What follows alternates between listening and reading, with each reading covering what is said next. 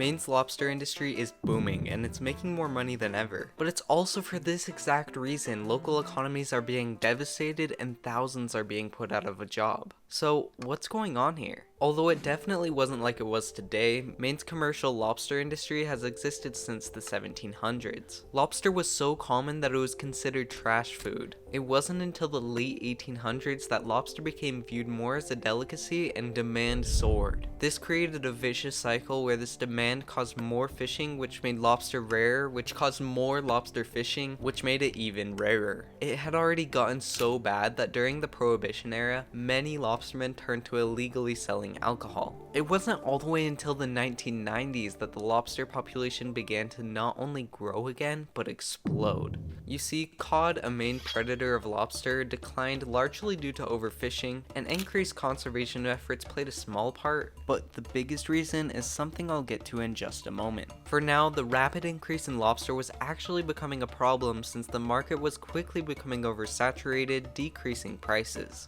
Luckily, this was offset just by the sheer amount of lobster they could get now. However, the biggest cause for what created this miracle boom is also what has recently brought the industry back onto its knees. You see, the lobster population is declining once again, bringing hard times to those who depend on it. And all of it, the boom and now the bust, was caused by climate change. As the ocean warms, the ideal area for lobsters shifts further north. During the 1990s to the 2010s, this area was right off Maine, fueling the boom.